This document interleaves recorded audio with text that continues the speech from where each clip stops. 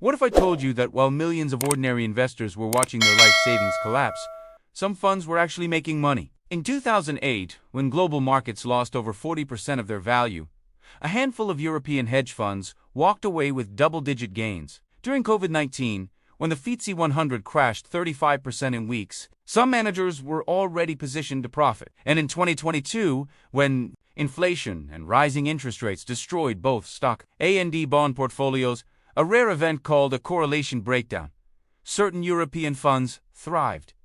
Welcome to Finance Theory. I'm Mr. Gnome, and today we're going deep on a question most retail investors never ask. How exactly did European hedge funds survive and even profit from three of the biggest market crashes in modern history? By the end of this video, you'll understand the specific strategies these funds used, the names behind the biggest wins, and what you can learn from them as an everyday investor. Let's get into it. Section 1.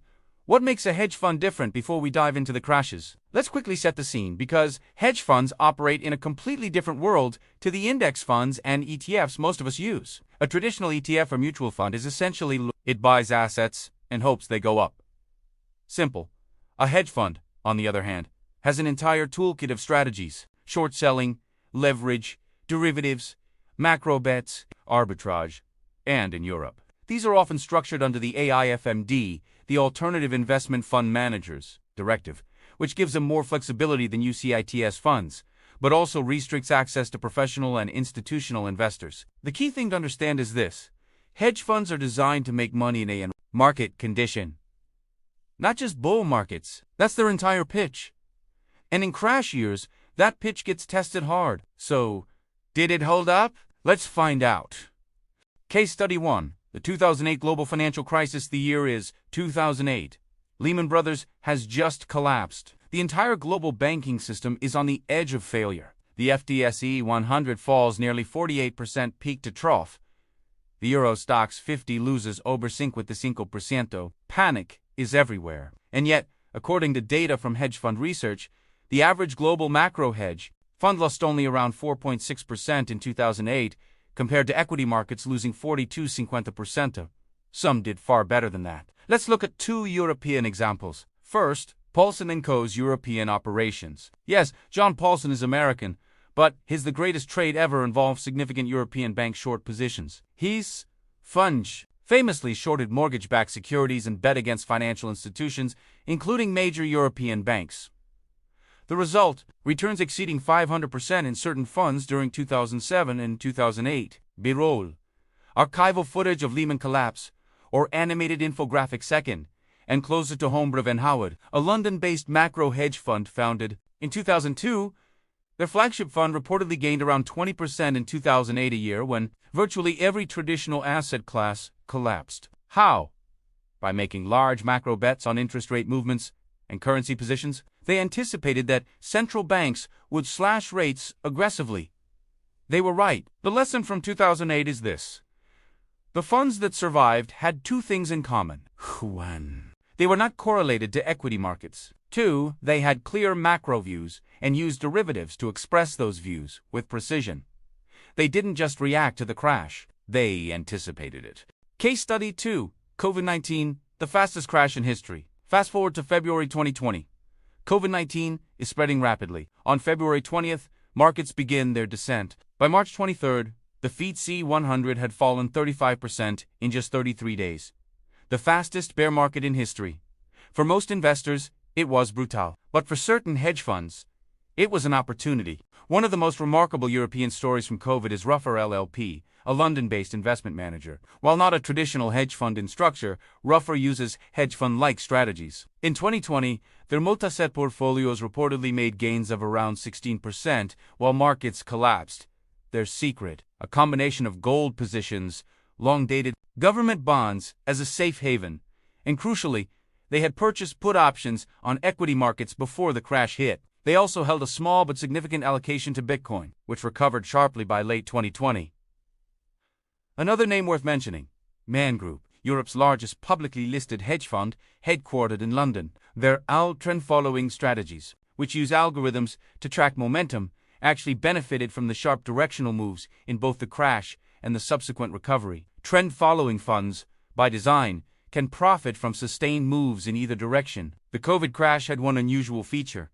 It was incredibly fast on the way down, but the recovery was equally fast. Funds that held their positions and had liquidity to deploy capital in late March 2020 made extraordinary returns in the months that followed. What's the lesson here? Preparation and option. Roofer didn't buy put options because they knew a pandemic was coming. They bought them as insurance. A structural hedge when the crash happened. That insurance paid out spectacularly. Case study 3. The 2022 inflation and rate crisis, 2022, was different from 2008 and 2020 in one critical way, and this made it more dangerous for a wider range of investors and funds. In previous crashes, government bonds typically acted as a safe haven. When stocks fell, bonds rose. But in 2022, as inflation surged to multi-decade highs across Europe, reaching over 10% in the UK, Germany, and the broader Eurozone, central banks had to respond with aggressive rate hikes. The ECB, Bank of England, and others raised rates at the fastest pace in decades. This broke the traditional stock-bond negative correlation. Both fell simultaneously. The Bloomberg Global Aggregate Bond Index, a benchmark for global bonds, fell around 16% in 2022. The MSCI Europe Equity Index fell around 15%. A classic 60/40 portfolio had its worst year in decades. So who won in this environment? Commodity Trading Advisors, or CTAs, had their best year in a generation. Winton Group, a London and Oxford-based quantitative hedge fund, oozes systematic trend following across commodities, currencies, and interest rates. In 2022, energy and commodity prices surged, precisely the kind of directional trend that CTA strategies are built to capture. Many CTA funds returned 20 to 30% or more in 2022. Similarly, Marshall Wace, another prominent London-based hedge fund with over $60 billion in assets, uses a long-short equity model. In 2022, while their long positions fell with the market, their short positions bets against overvalued growth stocks delivered strong returns. Growth stockies, many of which had traded at extreme valuations during the zero-interest rate era, collapsed hardest when rates rose. The core lesson from 2022: diversification doesn't always protect you. When inflation becomes the primary risk driver, you need specific inflation-sensitive assets, commodities, trend-following strategies, short positions on rate-sensitive equities, not just a mix of stocks and bonds.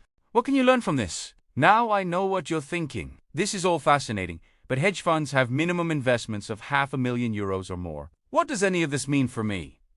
Actually, more than you might think. First, think about correlation. The biggest mistake retail investors make is thinking a diversified portfolio means owning 30 different stocks. True diversification means owning assets that behave differently in different environments. UCITS, alternative funds, gold ETFs, commodity, and inflation-linked bond ETFs are all accessible to European retail investors and provide genuine diversification. Second, consider systematic strategies. You may not be able to invest in man groups AL program directly, but there are UCITs, trend-following ETFs and funds available in Europe that mimic CTA strategies at lower minimum. iShares, Lixer, and Amundi all offer alternative strategy, UCITS funds. Third, think like an insurer, not a gambler. Ruffer's success in 2020 wasn't about predicting COVID, it was about holding cheap insurance that paid off when the unexpected happened. For retail investors, this could mean holding a small allocation in gold or keeping some cash on the sidelines to deploy during crashes. And fourth,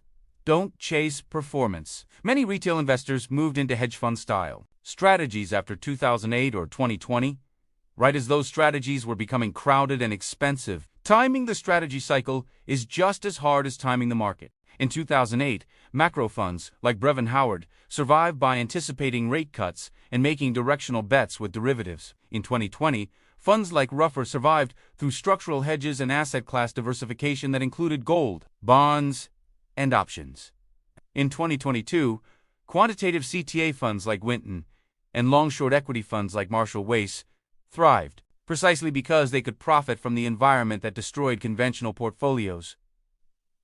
The common thread: these funds didn't just survive market crashes, they were architecturally designed for them. They held positions that most investors don't have access to or don't think about until it's too late. Now you know better. If you found this video useful, please hit the like button. It genuinely helps this channel grow. And if you want more deep dives into European investing, fund strategies, and market history, subscribe to Finance Theory.